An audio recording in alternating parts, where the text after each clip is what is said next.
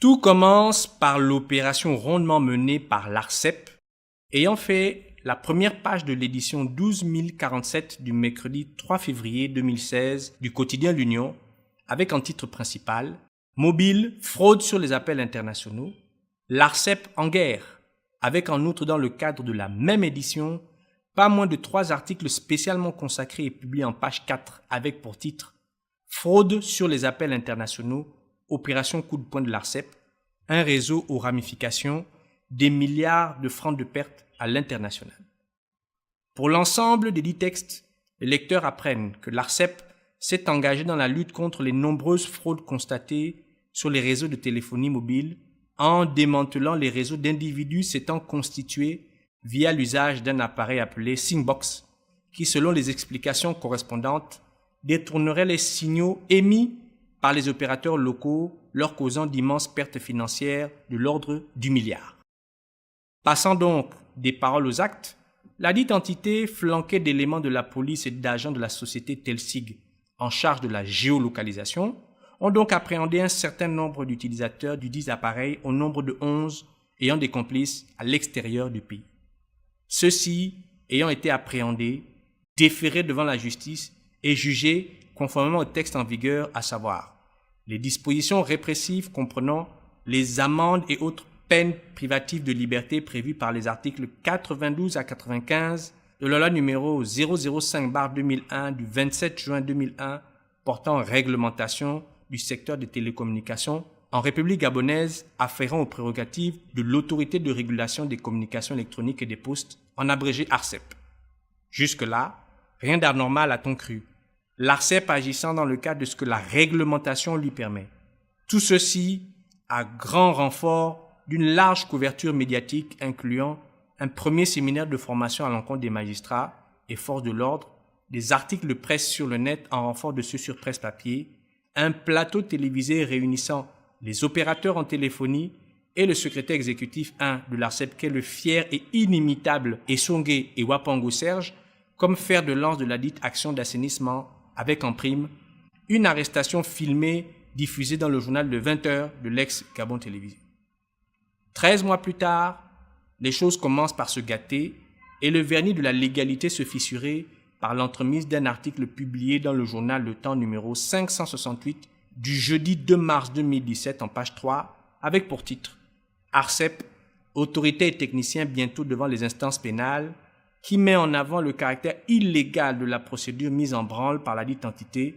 via la présentation du cas d'un prévenu cité à la barre par l'ARCEP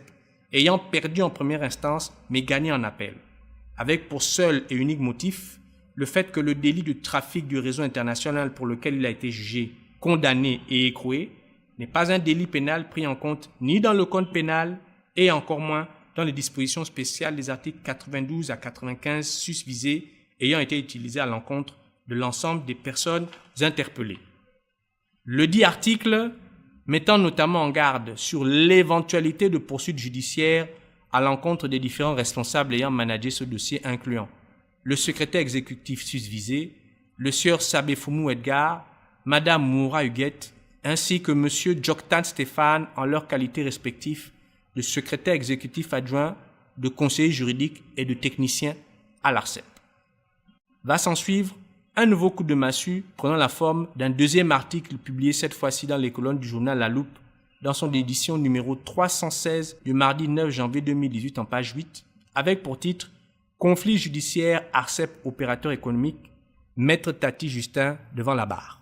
indiquant que le prévenu précédemment cité dans l'article susvisé du journal Le Temps a attaqué le conseiller représentant l'ARCEP d'abord devant le bâtonnier de l'ordre des avocats du barreau national du Gabon et ensuite devant le premier juge d'instruction. Motif des dites plaintes étant que le dit conseil s'est entre autres constitué pour le compte de responsables d'une entité dépourvue de la personnalité juridique propre, plaçant donc le dit auxiliaire de justice en situation d'abus de droit pour s'être constitué pour des personnes de droit moral en situation de défaut de capacité.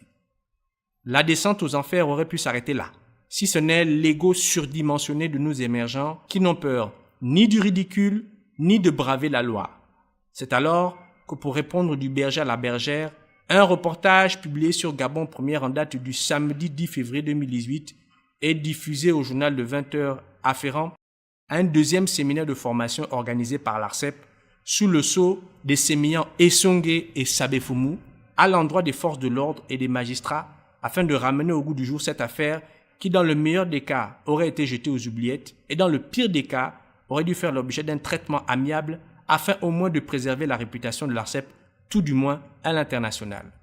Sachant que tant que l'exception d'inconstitutionnalité soulevée contre les articles 92 à 107 du texte susvisé régissant l'ARCEP, soumis à la Cour constitutionnelle en date du 30 mai 2016, n'aura pas été vidée, il est interdit aux responsables de la dite entité toute action judiciaire incluant le dit séminaire. Ainsi,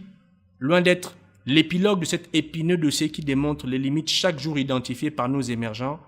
voici une affaire qui, à coup sûr, va faire école concernant des pratiques peu soucieuses de l'application stricte des textes en vigueur, avec des individus n'étant nullement intéressés que par le maintien de leur statut social et la satisfaction de leur ego, très éloignés des besoins des populations, quitte à casser du sucre sur le dos des ignorants et des malchanceux. Nous y reviendrons.